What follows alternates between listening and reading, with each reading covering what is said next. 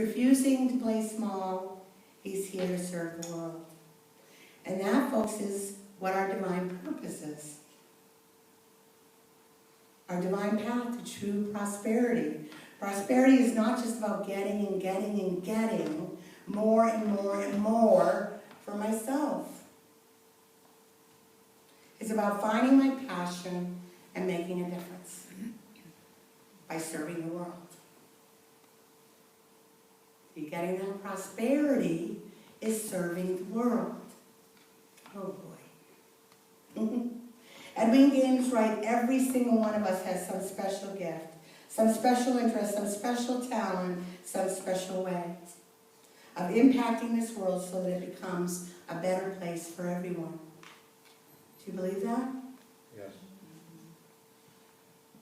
You have the potential to live at the level of Mandela or Gandhi or Christ or Mother Teresa or whoever you can name, who lived their divine purpose, their divine purpose. Edwin goes on, years ago a teacher explained to me that if I wanted to fully realize my potential in this lifetime, the first thing I had to do was look out upon my world and notice all the things that need healing, fixing, and transforming. The task then my teacher instructed is that after looking carefully at the world, I must pick out one thing that I feel needs transforming. Something, now listen to this, something that would be fun for me to get involved in repairing, shifting, restructuring, fixing, and perfecting. Did you note that the teacher said fun? This is not about martyrdom or great personal sacrifice. It's about focus. It's about joy. In a sense, a purposeful, possible achievement. And next, I must take the bold step and make a 100% commitment to fixing the problem that I've identified. Followed by devoting my energies, time, talent, skills, and money to transforming that one piece of the earthly puzzle. Now, folks, we are children of God, but even children eventually have to grow up, spiritually grow up. Discovering and demonstrating our divine purpose is part of that spiritual maturation process. It's part of spiritual development. When I choose my divine purpose, I'm not only framing my life with meaning, I'm taking an important step in a spiritual development, in that spiritual journey. I'm realizing my divine nature. I'm proving in myself that I can affect change, that I matter, that I'm here on purpose, that I'm here for a divine reason, a divine calling. I'm demonstrating that I am, that I am. Do you get that? Emerson wrote, "Oh man, there's no planet, sun, or star could hold you if you but knew what you are." There's nothing in the universe that could hold us if we only truly knew what we are. And what are we? Divine, magnificent beings with a divine purpose. Beckoning, calling to us. We're here on this planet, folks, to discover and demonstrate our divinity through our divine purpose.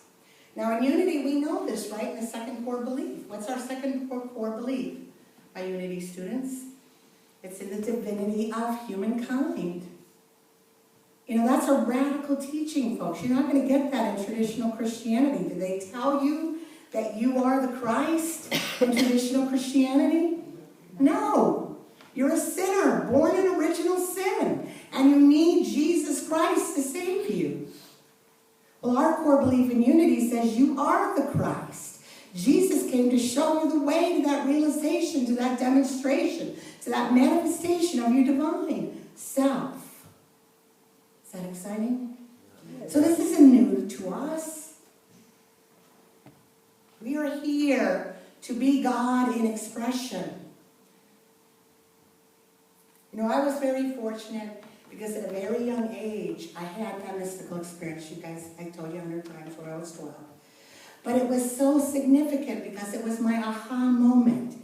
It was the moment that I realized my divine purpose, which was to, in every way possible, create environments where other people could experience the presence of God as I had in that mystical experience out there in the canoe in the lake in Canada. Because the problem that I identified, Dwayne Gaines talks about, look around and see what needs to be transformed. Well, at 12 years old, I may not have realized this, but certainly at my current age, I do. That the problem is people don't understand that they are not ever separate from that presence of God. There is no separation. We're not separate from God. We're not separate from one another. We are always in that state, but we're asleep. We're unconscious. We've forgotten. We're walking, sleepwalking, like in the darkness. And so my divine purpose is to create environments where people wake up and remember their true selves. It's not just about my talking about my mystical experience, but knowing that that experience is available to each and every one of you. That's what I've devoted my life to.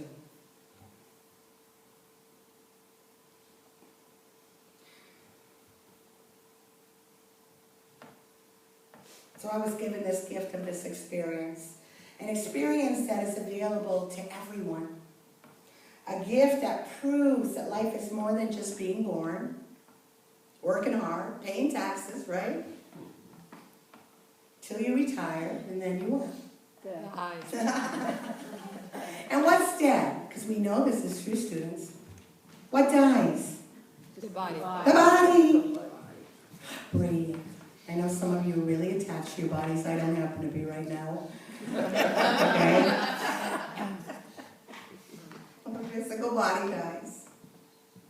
But there's this whole other dimension of life. A life that's eternal and without end. A dimension that we call God. And that's been my divine purpose. It doesn't matter if I was a competitive swimmer when I was younger, social worker for 22 years, or a teacher now of true principles, or a caregiver to my mom, or a minister. None of that matters. What matters is that I'm living in this purpose for my life, to be the messenger of the good news, folks. That this isn't it. This isn't it. What we think through our 5 physical senses. Whether you have lots of money, or great relationships, or a terrific job, or a wonderfully healthy body, this isn't it. This thing we call human life isn't all there is. There's so much more to who and what we are. And you can experience it too. So, why are you here? What's your divine purpose? What good news do you have to bring to the world? Because you have something to give. You have something in you to manifest the glory of God within you. Think about it. Now, I can't end this talk this morning without mentioning one more thing. In the same way that each of us has a divine purpose, this church, I truly believe this, the Unity Church of Central Massachusetts, has a divine purpose. Do you believe that? Yes. Yeah. And it's our job as a spiritual community to both discover and demonstrate that divine purpose together. And we've done that to some degree, right, in our vision and mission statements. You can look in the bulletin if you want to remember what they said. But the question that I've struggled with to some degree or another over the last 5 years, I've been here a little more than 5 years, is, what is the core meaning, the core purpose of this church? What is ours to do in this world? Do you think we've figured that out yet? How can we make a difference? What is the divine purpose of UCCM? I know what my individual divine purpose is. I know what my individual agenda concerning the divine purpose of this church is. But let me ask you now, what do you want this church to be? What do you want this church to be? And what are you willing to give to have the church become it? Breathe, right? I always tell you to breathe when I put it in your face. Now, I want to be on divine purpose in both my life and in this church. Do you? Yes. And I invite all of you to join me. Edwene Gaines dedicates an entire chapter to the subject of commitment in her book on prosperity. You think that's an accident? She writes, it takes commitment to tithe, not just every once in a while, but each and every time money comes into your life. It takes commitment to set goals. Oh, God, do I know? Because I don't do it very well. And she says, and then to move outside your comfort zones in order to achieve them. It certainly takes great commitment to forgive the people who have hurt you in the past, right? And it will take commitment to start living according to your divine purpose, both in your life and in this church. She goes on, what I know with clarity and certainty is that when you make 100% commitment to do or be something, and you take every step with integrity, the universe will open up a way where before there was no way, and rush in to support you.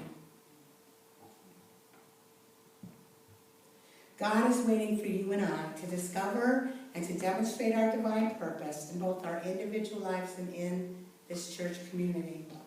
And when we step into our purpose with 100% commitment, what's going to happen? The universe is going to rush in and lift us up and support us and help us realize the greatness of who and what we really are. So let us stand and join together in singing, How Can I Serve? How Can I Serve? It's on an insert written in your bulletins.